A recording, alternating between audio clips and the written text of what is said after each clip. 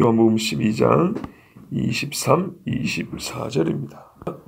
예수께서 대답하여 이르시되 인자가 영광을 얻을 때가 왔도다. 내가 진실로 진실로 너희에게 이르노니 한 알의 밀이 땅에 떨어져 죽지 아니하면 한 알 그대로 있고 죽으면 많은 열매를 맺느니라. 아멘.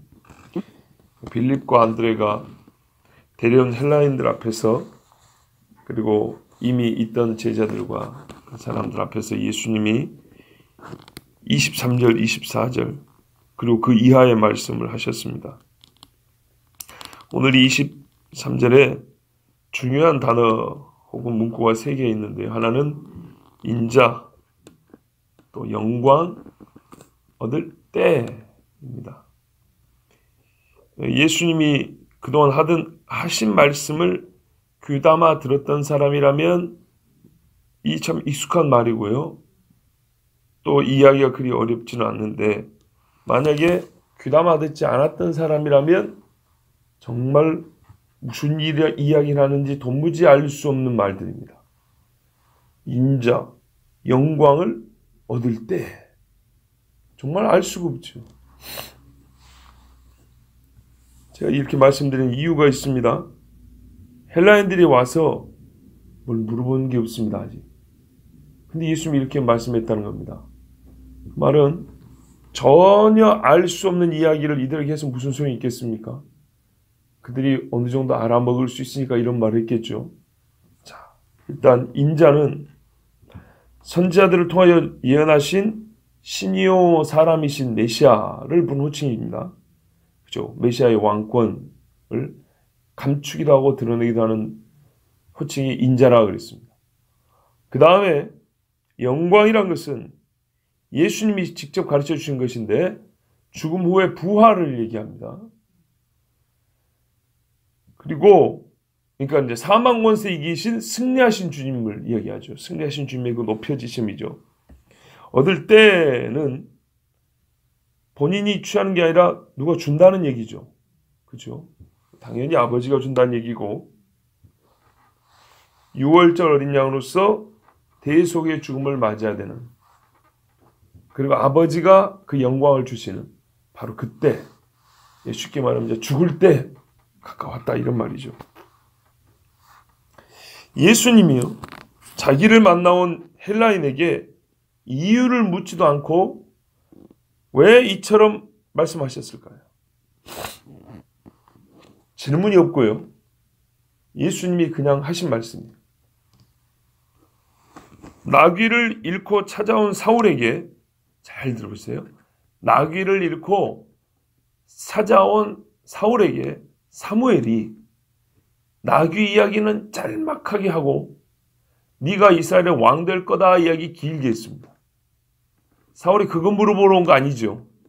그런데 여러분 생각해 보세요. 하나님께서 사무엘을 통하여 사울에게 하시고자 하는 말씀이 정말 그를 왕으로 세우고자 했다면 고작 잃어버린 나귀가 중요합니까? 왕 되는 것이 중요합니까? 왕 되는 것이 훨씬 중요하죠. 사울은 비록 그 말을 알고 싶어 온 건 아닙니다. 본인이 그거 생각하고 온 건 아닙니다. 그런데 사울을 맡은 사무엘 입장에서 이미 사울이 올 것도 알고 있었고 하나님이 사울에게 하실 말씀도 받아두었다면 얘가 가지고 온 질문 나귀에 대해서 얘기할 것보다 하나님이 준비해 주신 왕됨에 관한 이야기를 훨씬 더 중요하고 그에게 필요하기 때문에 그 이야기를 집중적으로 하는 것이 당연하지요. 맞지요? 그처럼 예수님을 찾아온 헬라 사람들이 아무래도 그냥 뭐 뜻없이 왔겠습니까? 그건 아닙니다.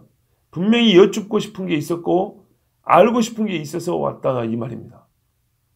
그런데 주님은 그들에게 해주고 싶은 말씀이 있었던 거예요. 자 보세요. 예수님께 물어보고 싶은 사람이 있는 것과 예수님이 해주고 싶은 말이 있는 거예요. 요 미묘한 차이. 그런 경우에는 예수님은 주시는 말씀, 그러니까는 내가 예수님을 찾아갔는데 내가 묻고 싶은 것 말고 주님이 나에게 해주고 싶은 말이 따로 있었다면 우리는 그런 경우에는 주님이 주시는 말씀만 그냥 받아가도 돼요. 안 물어봐도 돼. 안 물어봐도. 본래 알고 싶었던 것은 굳이 듣지 못해도 상관없을 정도가 돼버립니다. 나귀 이야기는 굳이 안 들어도 상관이 없을 정도가 돼버린다. 왜? 네가 왕 된다 해버리면 나귀 뭐 남 주든지 말든지 남의 집에 가든지 말 그렇게 되겠죠. 그런데 영적인 비밀도 마찬가지입니다. 내가 주님 앞에 요만한 거 물어봤어요. 내가 지금 왜 이렇게 아프죠 주님? 이러고 왔는데 욥이 말입니다. 겪은 일은 요만한 게 아니에요. 진짜 큰 일이었어요. 큰 일인데도 불구하고 욥이 하나님 내가 물어볼 말이 있는데 이게 왜 이렇게 된 거 했더니 하나님이 그 이야기 안 해줘요. 대답 하나도 안 해줘요. 너희 자식 내가 땅 만들 때 어디 있었어? 얘기해봐. 하늘에 저 우박창고 어디 있는지 알아? 바닷속에 길 있는 거 알아? 모르는데요. 됐지? 예, 대답 다 들었습니다.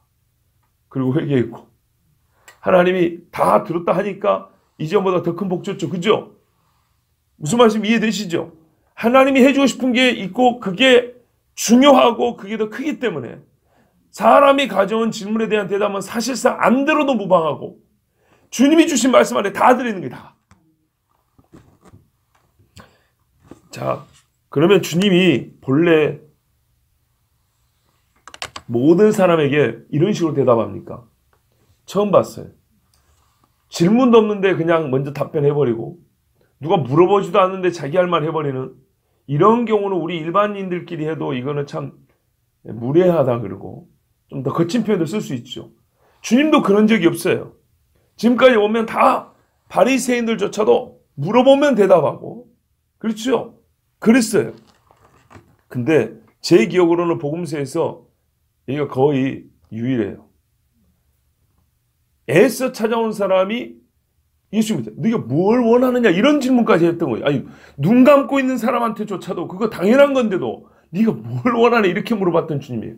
근데 이 사람들은 어렵게 찾아왔는데 그런 말도 물어보거나 요청사항을 들어보지도 않냐고 그냥 막 해버린 소리예요.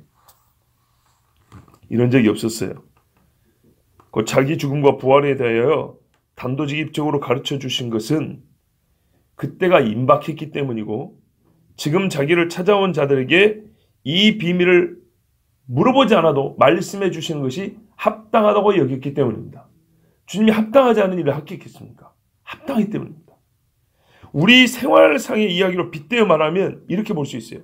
누군가 나에게 부탁을 하거나 묻고자 하는 말이 있어 찾아왔는데 그의 찾아와 묻는 행위가 너무 기특한 거예요.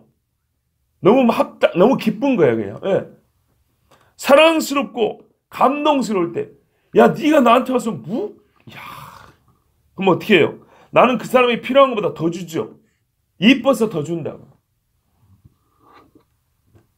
그런 것처럼 예수님이 이 사람들에게 정말 중요한 비밀을 가르쳐 준 거예요, 지금. 이어지는 말씀들 밟으세요. 얼마나 중요한 이야기인가. 예수님의 죽으심과 부활은 결정적 이야기다. 결정적 이야기. 이 영광이 그리 끝나는 게 아니라 28절도 보면 하늘에서 소리가 나요. 우리 이 말씀 들은 적은 있지만 솔직히 평상시에 쉽게 떠올리지 못하는 말씀이에요. 세례받을 때 하늘에서 소리 났지, 변화사에 소리 났지, 그리고 요 말씀할 때 하늘에서 소리가 난다고요. 아시겠죠? 하나님 3번 얘기해 준다니까. 이 영광에 관하여 28절 보면 내가 이미 너를 영광스럽게 했고 또다시 영광스럽게 하리라. 주변 사람들이 깜짝 놀라 자빠집니다. 그러니까 이 엄청난 영광에 관한 비밀을 예수님이 헬라인들에게 해준다는 것은 그들이 예수님을 보통 기쁘게 한 게 아니에요. 더 주려 하다 보니까 찾아온 이가 본래 요구했던 것은 건너뛰거나 무시해버린 듯한 경우도 있는 것입니다. 예를 들어서 내가 갈비집 하는 식당 주인이에요.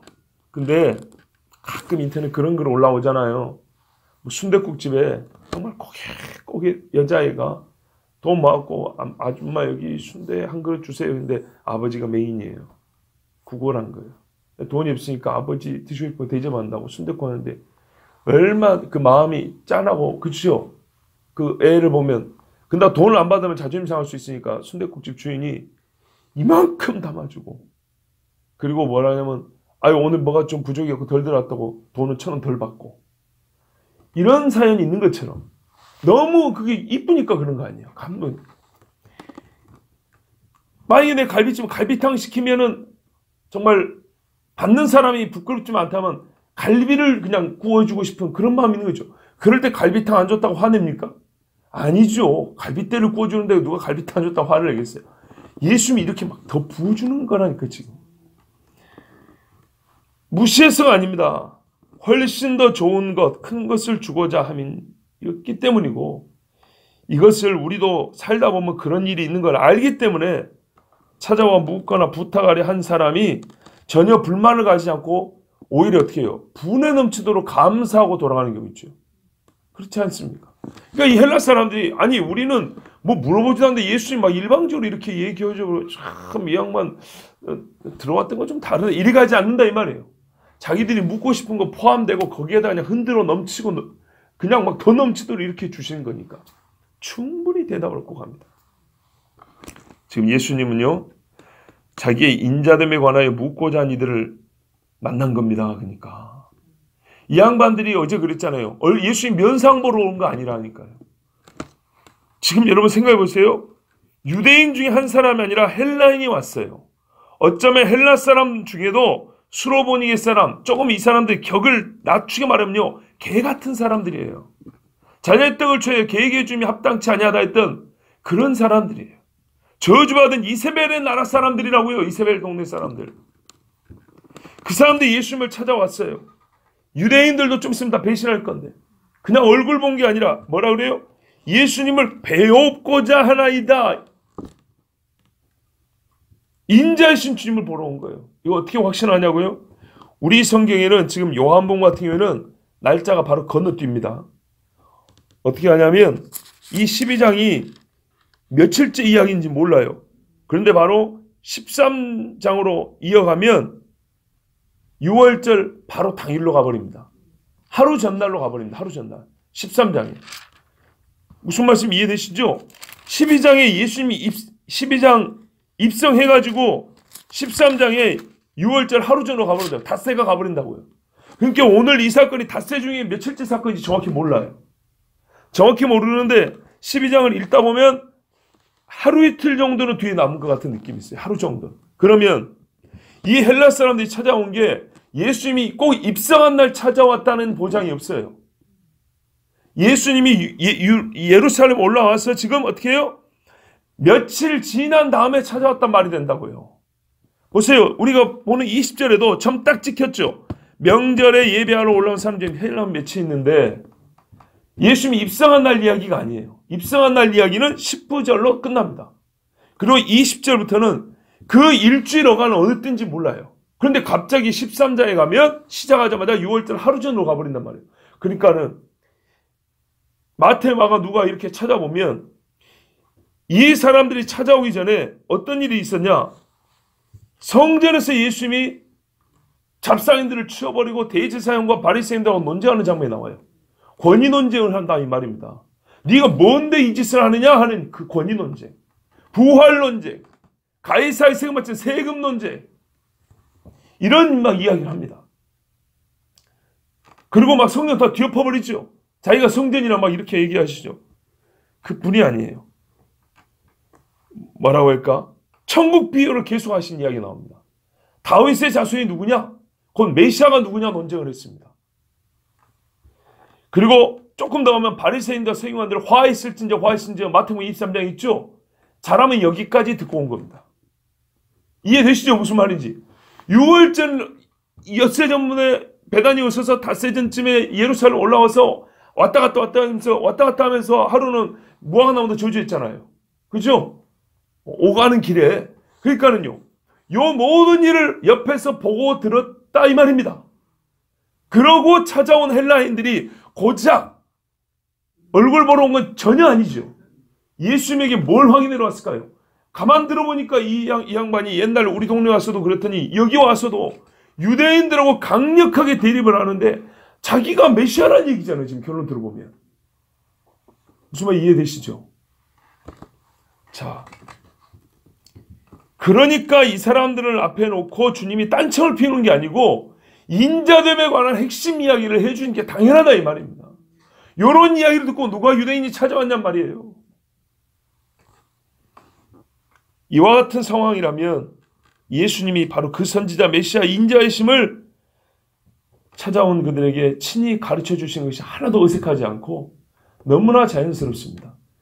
그 비근한 사건이 하나 있는데 그게 뭐냐면 니고데모입니다. 요한복음 1장 2장에 예수님이 자기 자신을 가르치고 유대에 가서 처음 유대 땅에 가가지고 자기를 드러냅니다. 그때 무슨 기적을 행한 것도 아닙니다. 그런데요, 그 이야기 듣고 찾아온 사람이 누굽니까? 니고데모입니다. 니고데모가 밤에 와가지고 물어본 게 뭐냐면, 주여, 어떻게 사람이 영생을 얻을 수 있습니까? 요 질문을 합니다.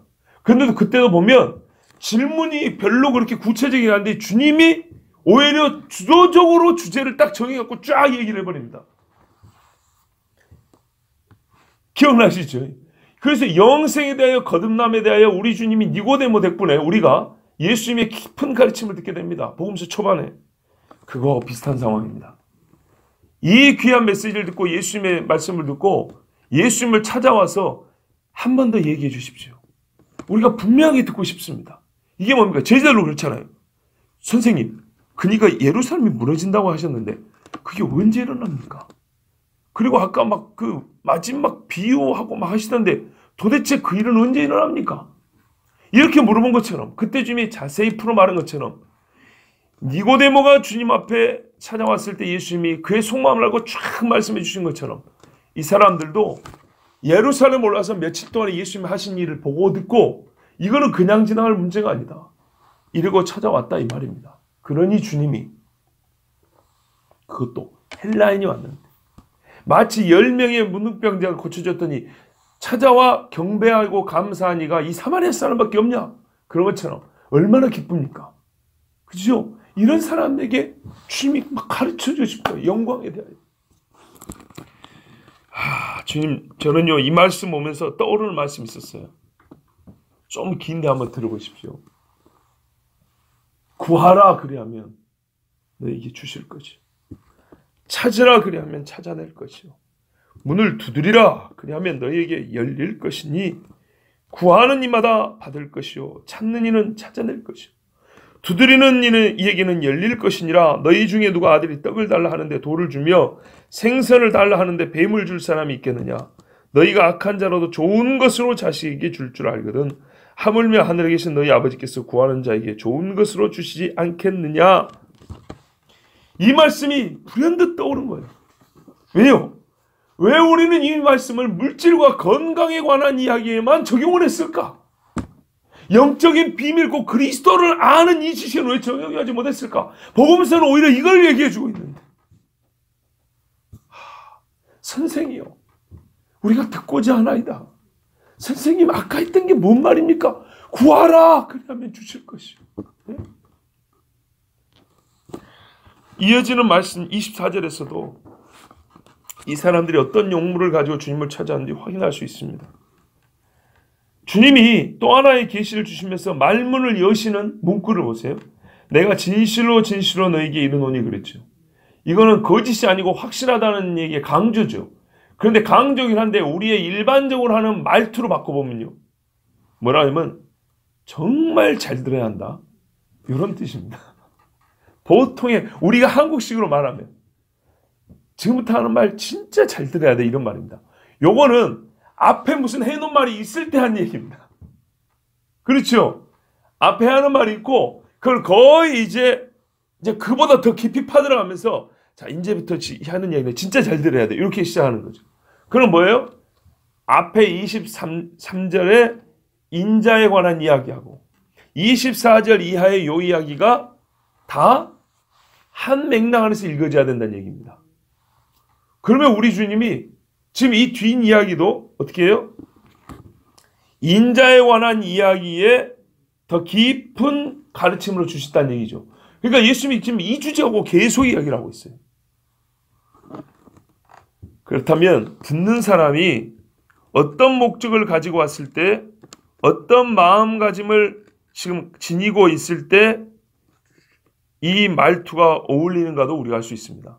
적어도 말하는 사람하고 지금 같은 궤를 가고 있을 때 흐름이 같이 가고 있을 때, 자, 이제부터 하는 얘기는 잘 들어야 돼. 이렇게 가는 거죠. 도둑놈들도 도둑 작전 세울 때 두목이 한참 얘기한 다음에 진짜 중요한 거, 자, 이제부터는 이제 진짜 중요해. 잘 들어. 이런다고요. 하던 얘기 계속 하는 거고 마음이 같을 때 얘기하는 겁니다. 그러니까요. 요 사람들도 뭔 생각하고 왔다고요? 인자됨에 관하여 묻고 싶어 왔다고요. 주님이 6월절 양으로 죽으러 오셨으니까 바로 그 주제에 대해서 물어왔다 이 말입니다. 예수님은 이들에게 이제 진짜 깊고 제일 중요한 이야기를 합니다. 한 알의 밀이 땅에 떨어져 죽지 아니하면 한 알 그대로 있고 죽으면 많은 열매를 맺느니라 그랬어요. 예수님은 자신을 한 알의 밀에 비유하여서 땅에 떨어져 죽어야 한다. 굴에 갇히는 거죠. 땅에 진짜. 그 일의 결과가 무엇인지를 확실하게 가르쳐 주셨어요. 진짜 잘 들어야 한 것처럼 진짜 중요한 이야기죠. 인자의 영광이라는 것은 땅에 떨어져 죽으심으로 많은 열매를 맺어야 하는 것이고 맺을 때 취하는 것입니다. 그 사이에는 뭐가 있어요? 죽음과 열매 맺음 사이에는 인자의 부활이 있습니다. 부활로 1차의 영광을 얻습니다. 그러니까 우리가 지금 여기서 깨닫는 게 있잖아요. 인자가 영광 얻을 때는 지금까지의 성경의 계시는요. 여기까지 보여주는데 그 여기까지는 부활이었어요. 여기까지. 근데 우리 주님이 진짜 잘 들어 한 것처럼 그 한 단계 다음 이야기를 얘기해 준 거예요. 부활로만 내가 영광을 받는 게 아니라 많은 열매를 맺어 내가 진짜 영광을 받는다 이렇게 하는 거예요. 맞지요? 자, 23절에 인자가 영광을 얻을 때가 왔다 그랬어요. 그리고 바로 이어서 요 이야기를 내가 진짜 깊은 이야기 하나 해주니까 잘 들어봐. 하늘의 밀이 땅에 떨어지면 죽어. 없어져 버려. 없어진 게 무슨 영광이 있겠어요. 그런데 나중에 없는 줄 알았더니 싹이 나고 올라오더니 밀이 수백 수천 개가 맺는 거예요. 그때 어떻게 돼요? 영광이죠. 그렇죠? 맞아요. 이 부활의 영광이지만 부활만이 아니고 부활로 말미암아 그를 따르는 자, 그를 믿는 자들이 어떻게 돼요? 다 하나님 앞에 의롭다움을 받고 히브리서 말씀대로 그가 믿음의 창시자, 곧 대장 되심으로 뒤에 따른 사람들 데리고 천국으로 온다 그랬어요. 그게 영광이라는 거예요. 바울은 하나님은 아니지만 예수님은 아니지만 이렇게 표현했어요. 그리스도 앞에 내 영광이 누구냐? 무엇이냐? 바로 너희가 아니야 이렇게 표현됐어요. 그러니까 예수님께 진짜 영광이 되는 것은 그의 죽으심으로 말하면 열매가 있어요. 그렇죠? 열매인 우리가 주님 앞에 쫙 수많은 성도에 섰을 때 예수님이 이보다 더 큰 영광을 어디서 받겠습니까? 중보자로서 그가 아닌 영광은 바로 믿는 여러분과 저입니다. 아버지께서 아들로 하여금 영광을 받게 하시는데 영광 중에 영광. 나사로를 죽은 자 가운데서 살리실 때보다 더 그때도 영광 받았다 그랬어요. 더 큰 영광. 보세요. 나사로를 죽은 자 가운데서 살리시니까 엄청나게 큰 영광을 받으셨잖아요. 아들도 영광을 받고 이로 말미암아 아버지도 영광을 받는다 그랬어요. 나사로 한 사람만 죽은 자에 살렸는데 근데 수많은 사람을 죽음에서 살리고 부활하여 영광의 몸으로 변화시킬 때 아들의 받을 영광은 얼마나 크겠습니까? 바로 이 이야기를 해줍니다. 대속 죽음으로 말미암아 우리가 주님으로 말미암아 하나님 앞에 의롭다움을 얻을 때 그리고 그 의로운 백성으로 쫙 서 있을 때 이것이 우리 주님이 원하시는 최고의 영광이구나. 바로 나 같은 비천한 인간 헬라인 중에 수레보니게 사람 내가 주님 앞에 영광이 되는 거구나. 얼마나 감사합니다. 요 이야기를 주님이 해준 거예요. 그리고 이제 이어지는 25절은 그 주님의 영광이 되기 위하여 우리는 주님과 같아져야 되겠죠. 보세요. 믿고 가만 서 있는 게 아니라 주님과 같아지는 거예요. 주님이 그런 뜻을 품고 가만히 계셨던 게 아니에요. 본인만 죽고 끝난 게 아니라 다른 일을 어떻게 해요? 믿게 하셨어요. 다르게 표현하면 예수로 말미암아 세상에 대하여 죽게 만들어 버렸어요. 그랬더니 이들이 아니죠. 우리가 주님과 같아. 그렇죠? 주님과 같아져서 주님과 같이 아버지의 보좌 앞에 선다 이 말입니다. 근데 요것을 이 엄청난 비밀이요 계시를 어떻게 너희가 취할 것이냐? 너희가 어떻게 하여 정말 나의 영광스러운 백성이요 형제가 될 것이냐? 요거를 가르치는 게 25절 이하의 말씀입니다. 자, 우리 주님이 이런 말씀을 해주셨다는 것은 이 찾아온 헬라인들에게 정말 말할 수 없는 기쁨이요, 사람이 계산할 수 없는 복을 주신 거죠. 이 사람들이 이 정도 들었으면 나 같아도 뭐 물어보려다가 안 물어보고 그냥 가겠네. 다 들었지 않습니까? 주님을 그냥 얼굴만 보러 온 게 아니면 뭔가를 묻거나 뭔가를 요청하는 게 분명한데, 기적을 요청한 건 아니므로, 여행 온 사람들이 돈이 없어서 빵 얻어 먹으러 온 것이 아니므로 분명히 그것은 영적인 무언가를 위하여 얻고 싶어서 왔던 것인데, 요 비밀을 깨닫고 예수님이 자기의 인자됨과 영광에 대하여 말씀해 주셔, 이렇게 얘기해 주시면 더 이상 물어볼 말이 어디 있겠습니까? 최고의 계시를 받아갔는데, 예, 쉽습니다. 여러분, 구하세요. 정말 주님 찾으세요. 먹을 것만 하더라도요, 생선과 돌, 떡, 뭐 뱀, 정갈, 가만 보니까 이 땅에서도 그 비싼 음식들은 아니에요. 평범한 음식들이에요. 그죠? 떡을 달라면 돌을 주겠느냐. 평범한 것조차도 더 좋은 걸 줍니다. 절대 좋지 않은 거 하나님이 주는 법이 없습니다. 그런데 우리가 돌을 구해도, 아니 떡을 구해도 떡 중에 상품을 준 하나님인데, 그러면 처음부터 구하는 품목의 격을 높이면 되겠네요. 주님, 나에게 주님 나라 비밀을 좀 가르쳐 주십시오. 그러면 하나님이 이 땅에 인도를 걷는 법, 도로 걷는 법 정도 가르쳐 주겠습니까? 주님 나라 가는 길을 얼마나 우리에게 세밀하고 깊고 정말 즐거이 가르쳐 주시겠습니까? 야, 저도 솔직히 처음입니다. 이 말씀을 읽고 묵상하는 중에 구하라, 그러면 너에게 주실 것이요, 이렇게 가슴에 확 깨달아집니다. 그렇다, 우리가 어찌하여 별개로 생각했을까? 하나님의 영적 비밀과 주님이 주시는 이 영적 복을 구하는 것은 왜 이 말씀에서 찾지 못했을까? 이 사람들은 성경에 있잖아, 너희가 구하기도 전에 이 모든 것이 있어야 될 줄 아느니라. 아신다고요.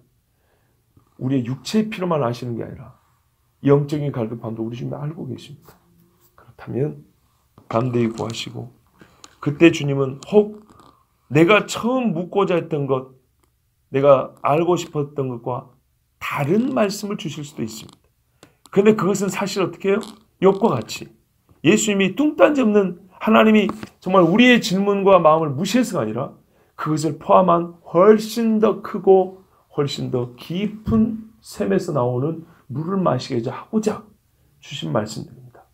그것은 우리로 하여금 듣고 나면 전에 알고 싶었던 것을 굳이 안 들어도 될 정도로 정말 풍성한 영혼의 만족과 기쁨을 갖고 돌아가게 하고 끝내는 주님 앞에 영광으로 서게 하는 말씀들입니다. 우리 주님이 주님을 찾아온 헬라인들에게 이와 같이 큰 복을 주셨습니다. 오늘도 주님을 찾아오고 주님 앞에 구하고 찾고 두드리는 우리 모두에게 똑같은 복을 주시길 원합니다. 기도하겠습니다. 하나님 아버지 감사합니다. 오늘도 우리 사랑하시고